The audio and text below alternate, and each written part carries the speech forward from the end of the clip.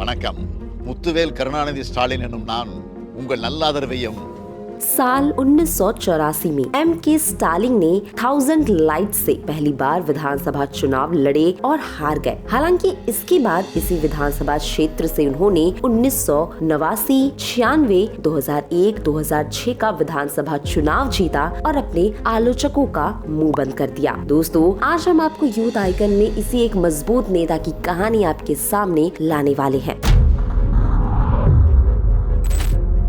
1 मार्च 1953 में पैदा हुए एम के स्टालिन तमिलनाडु के पूर्व मुख्यमंत्री और डीएमके के दिग्गज नेता एम करुणानिधि के बेटे हैं। हालांकि वह एम करुणानिधि की दूसरी पत्नी दयालु अम्मल से जन्मे हैं और शुरू से ही दबंग छवि रहने वाले एम के स्टालिन आज डीएमके के नेता है। दोस्तों, पार्टी में वही होता है जो वो कहते हैं। हालांकि आज जिस मुकाम पर स्टालिन है उसके लिए उन्होंने कड़ी मेहनत की है। मात्र 14 साल की उम्र में ही वे समझ गए थे कि राजनीति क्या होती है और उसे कैसे किया जाना चाहिए। 1967 के चुनाव में उन्होंने पहली बार अपनी पार्टी के लिए प्रचार किया, जी जान से अपने पिता की पार्टी के लिए मेहनत की और नतीजा ये निकला कि उन्हें 1973 में डीएमके के जनरल कमेटी का हिस्सा बना दिया गया। हालांकि इस दौरान उन्होंने अपनी पढ़ाई जारी रखी और यूनिवर्सिटी ऑफ मद्रास के प्रेसिडेंसी कॉलेज से हिस्ट्री में ग्रेजुएशन की डिग्री ली। दोस्तों, इनका नाम स्टालिन कैसे पड़ा, ये भी बहुत ही मजेदार है। 5 मार्च 1953 को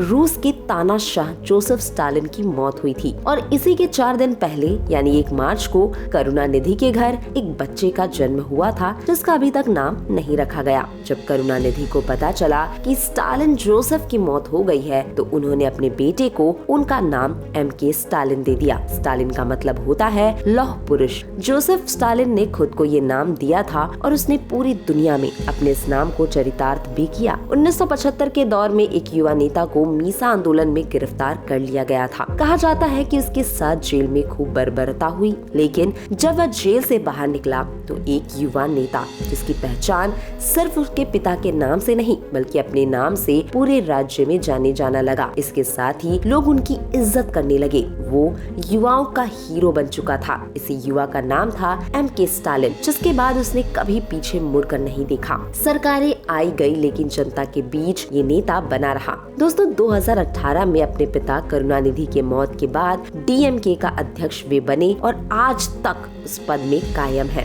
एम के स्टालिन करुणानिधि के तीसरे नंबर के बेटे थे। स्टालिन से बड़े करुणानिधि के 2 और भाई थे, एम के मुथु और एम के अलगिरी। इन तीनों भाइयों में हमेशा से पार्टी और पिता का उत्तराधिकारी बनने को लेकर जंग ही छिड़ी रहती है। लेकिन 2013 में करुणानिधि ने एम के स्टालिन को अपना फ्यूचर चुना और घोषणा की कि उनके बाद पार्टी की कमान उनके बेटे एम के स्टालिन ही संभालेंगे। इसके बाद एम के मुथु और एम के अलगिरी को पार्टी से निकाल लिया गया और पूरी पार्टी में स्टालिन का राज चलने लगा।